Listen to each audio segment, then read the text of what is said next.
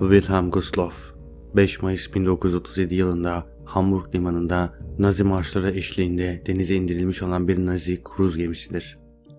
Ancak Nazi subaylarını eğlendirmek için bir kruz gemisi olarak kullanılmamış, önce hastane gemisi, ardından ordu gemisi ve son olarak da tahliye gemisi olarak görev yapmıştır.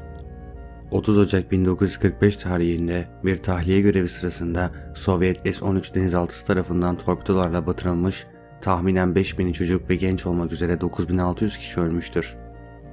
Titanic faciasında 1500 kişinin öldüğü düşünülürse Gustloff faciasının büyüklüğü belki daha iyi anlaşılabilir. Ben Berkay Atlas, yeni bir esrarengiz hikaye başlıyor. Wilhelm Gustloff, Bloem-Wolfs tersanesinde yapılmış 208,5 metre boyunda, 24 metre genişliğinde, 25,5 gross ton ağırlığında bir kruz gemisidir. 5 Mayıs 1937 tarihinde denize indirilmiştir. İlk olarak isminin Adolf Hitler olması düşünülmüştür. Ancak Hitler'in 1936 yılında suikastte ölen Nasyonel Sosyalist Partisi İsviçre sorumlusu Wilhelm Gustloff'un dul eşinin yanında oturmasından sonra isim değişikliği bizzat Hitler tarafından yapılmıştır. Gustloff'un esas yapılış amacı Alman işçiler ve çalışanlar için kültürel aktiviteler, konserler, geziler ve benzeri şeyler düzenlenen bir kruz gemisi olmasıydı. Hitler bu gemiyi bir propaganda amacı güderek yaptırmıştı. Sadece Almanlar için değil, dünyaya karşı büyük bir propaganda olacaktı.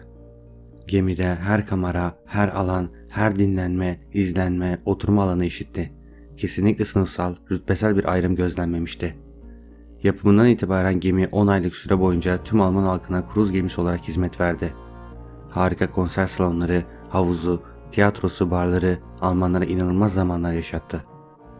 İkinci Dünya Savaşı'nın başlamasıyla Eylül 1939'dan 20 Kasım 1940 tarihine kadar Gustloff hastane gemisi olarak hizmet verdi. Kasım 1940 yılında gemideki tüm tıbbi ekipmanlar söküldü, beyaz renkli, yeşil kuşaklı hastane gemisi rengindeki Gustloff tekrar gri askeri gemi rengine boyandı. Hannibal operasyonunun bir parçası olarak Kızıl Ordu'nun ilerlemekte olduğu Batı ve Doğu Prusya'da bulunan Alman birliklerinin ve sivil halkın tahliyesi için görevlendirildi. Wilhelm Gustloff'un son görevi Alman mültecileri, teknisyenleri ve askeri personeli Batık Denizi'ndeki Gandia'dan alarak Kiel'e getirmekti. Resmi kayıtlara göre 6500 kişi bulunmaktaydı, ancak birçok sivilin bu kayıtta yer almadığı da bilinmekteydi. Bir Alman arşivci ve Gustloff'tan kurtarmayı başarmış birine göre gemide yaklaşık 5000 çocuk, 9000 sivil bulunmaktaydı, askeri personel sayısı da 1000 civarındaydı. Geminin güvertesinde hava saldırılarına karşı kullanılmak üzere uçak savar füzeleri vardı ve gemide hastane veya tahliye gemisi olduğunu gösterecek hiçbir işaret yoktu. Alexander Marashenko kumandasındaki Sovyet S-13 denizaltısı Gustloff'u görmüştü.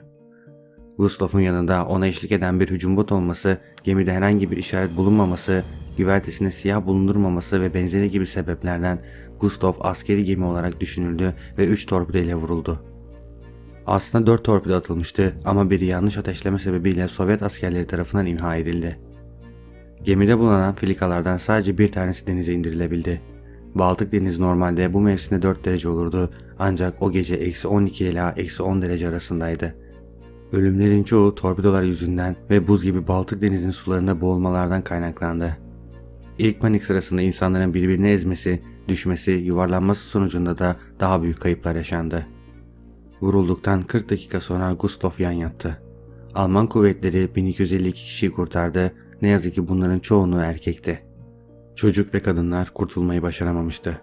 Kaptanların son ana kadar gemide kaldığı söylenir, ancak geminin 4 kaptanı da hayatta kalmıştır.